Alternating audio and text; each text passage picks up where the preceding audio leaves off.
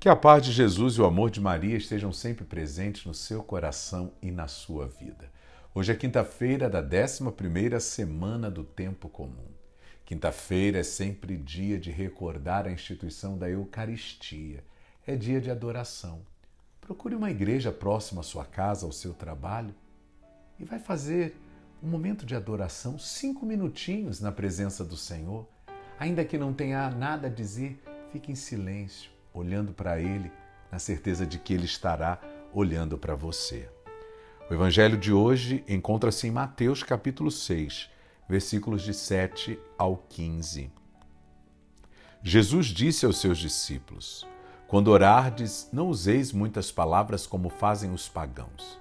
Eles pensam que serão ouvidos por força das muitas palavras. Não sejais como eles, pois vosso Pai sabe do que precisais muito antes que vós o peçais.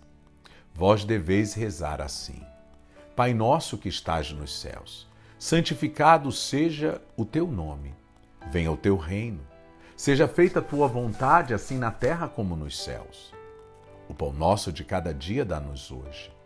Perdoa as nossas ofensas, assim como nós perdoamos a quem nos tem ofendido. E não nos deixeis cair em tentação, mas livra-nos do mal. De fato, se vós perdoardes aos homens as faltas que eles cometeram, vosso Pai que está nos céus também vos perdoará. Mas se vós não perdoardes aos homens, vosso Pai também não perdoará as faltas que vós cometestes.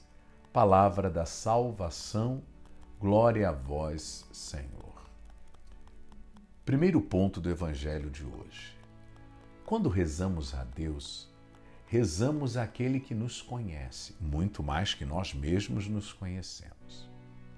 Nos conhecendo e fazendo parte de nossa vida, Deus sabe como estamos e o que estamos necessitando. Portanto, não precisamos usar muitas palavras, muitas teorias, muitas explicações para com Deus. O Evangelho começa nos dizendo que uma oração não é ouvida pela quantidade de palavras, mas pela força da fé de quem ora. Não adianta falar palavras bonitas, orações bonitas que arrancam lágrimas dos outros, se falta fé. Fica para ti esta certeza. Não seremos ouvidos por Deus pela beleza, nem pela quantidade de palavras que dirigimos numa oração. A oração é ouvida pela força da fé de quem ora. Se temos fé, basta dizer: Senhor, eu estou aqui. O Senhor sabe o que eu estou precisando. Ajuda-me. E confia, silencia, acalma teu coração em Deus. Ele vai te ajudar. Eu digo que quando a gente reza, a gente não tem que mostrar a Deus o problema. Nós temos que mostrar a Ele a nossa fé. Pois se Ele encontrar em nós uma fé vibrante, a graça virá. Contudo, quando olhamos para o Pai Nosso, percebemos que a oração que mais agrada a Deus não é a oração das nossas palavras, mas é a oração da nossa vida que traduz a nossa fé. Quando dizemos que o Pai é nosso, lembramos que todos somos irmãos e que por isso devemos respeitar uns aos outros, viver em fraternidade e buscar, como os cristãos, ter tudo em comum. Nada é meu, tudo é nosso. Um irmão deve querer o bem para o outro irmão. O irmão deve desejar que aquilo que eu tenha não falte na mesa do outro, que o outro tenha também. O Pai é nosso, criou tudo para todos os seus filhos e não para alguns, e todos devem ter acesso aos bens da criação. Assim vamos santificar o nome de Deus, vamos respeitar o seu nome e suplicar que venha até nós o seu reino, quer dizer, que a salvação nos alcance, que a justiça e a paz do reino possa de fato ser a experiência mais bonita da vida de todo aquele que crê. Mas a vontade de Deus deve prevalecer sobre as nossas vontades.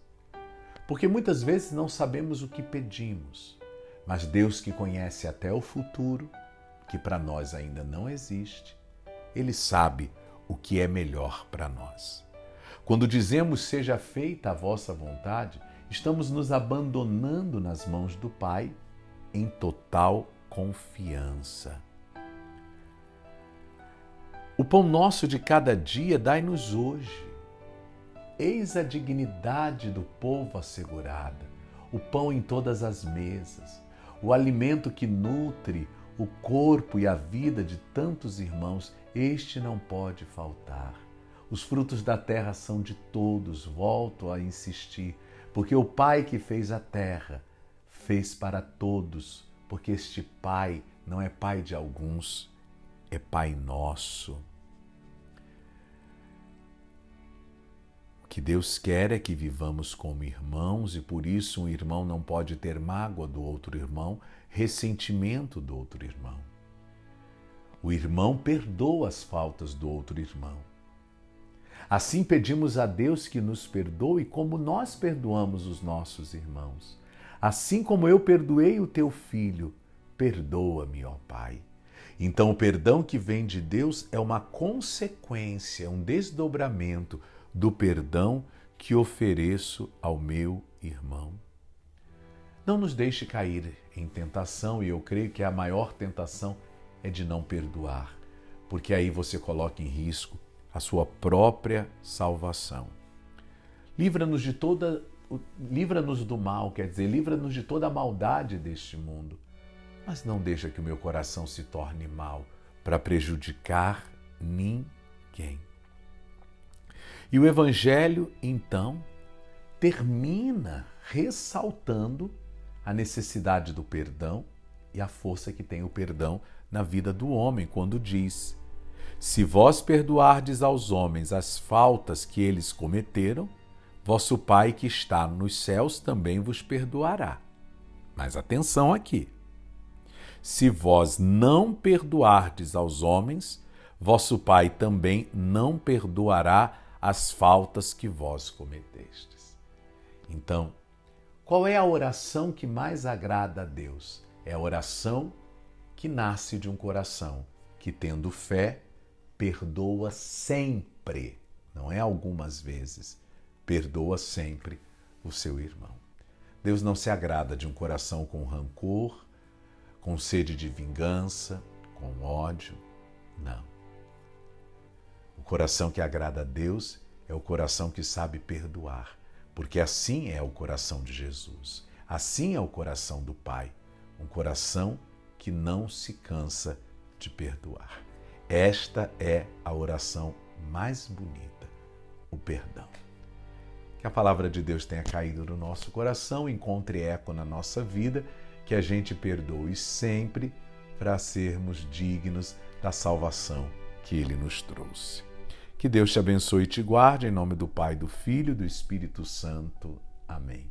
Um beijo carinhoso no seu coração e até amanhã.